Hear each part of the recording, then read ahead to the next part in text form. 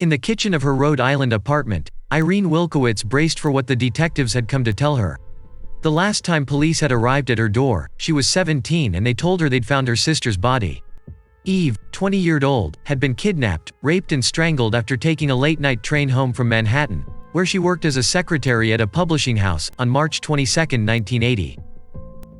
Her body was left in a yard near her apartment in Bay Shore, New York, on Long Island South Shore. That was 42 years ago. Wilkowitz had since gone to college, worked and married, raised 2 children, but also divorced and moved away from Long Island. She always in fear that the killer would one day come for her, wondering if they'd ever catch him. She became Eve's last advocate, emailing detectives for updates every few weeks, and urging them to try an investigative technique involving DNA that has recently helped crack hundreds of cold cases around the country. The detectives told her they were trying. Now, waiting for their news, she tried not to expect too much. She couldn't bear more disappointment. "We identified the person responsible for the death of your sister," Suffolk County Police Detective Jeffrey Bottari said. Wilkowitz's legs began shaking. She hugged her son.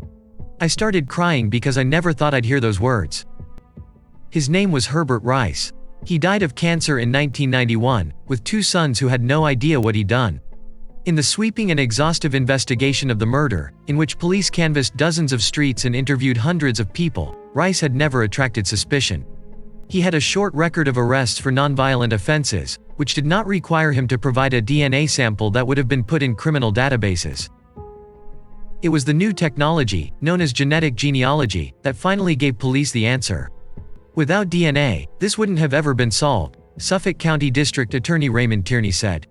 But for Wilkowitz, knowing who killed her sister won't repair 4 decades of terror, anxiety and loss.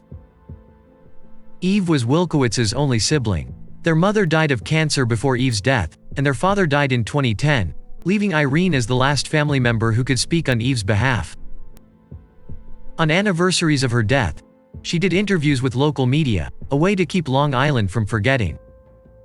"She wasn't famous. She wasn't a celebrity. She was my sister, and she matters," Wilkowitz said. The case was the first use of genetic genealogy to solve a violent crime. But the tactic also raised concerns among privacy advocates who feared government misuse of people's personal data. In January 2019, Wilkowitz contacted the most famous of the genetic genealogists, Cece Moore, and asked for her help.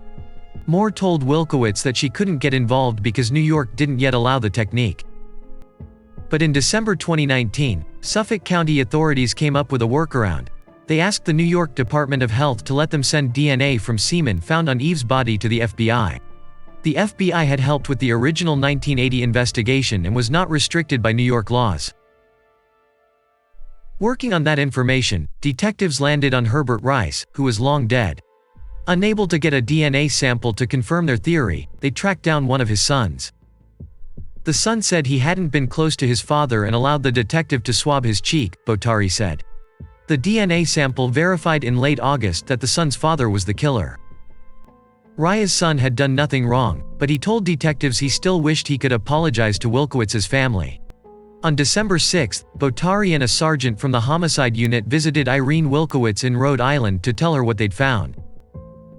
Wilkowitz cried in her son's arms while the detectives gave her Raya's name and birth date. They told her how they'd figured it out. The case is now closed. But Wilkowitz still suffers from the trauma of losing her sister, and of going decades not knowing who killed her. She still has questions that will never be answered. "I can't ask him anything. Why did he do it?" "She was a real person," Wilkowitz said. "She was outgoing, had lots of friends. And she liked to be a big sister to me. I want people to know that." Thanks for watching. Don't forget to subscribe, like, and comment.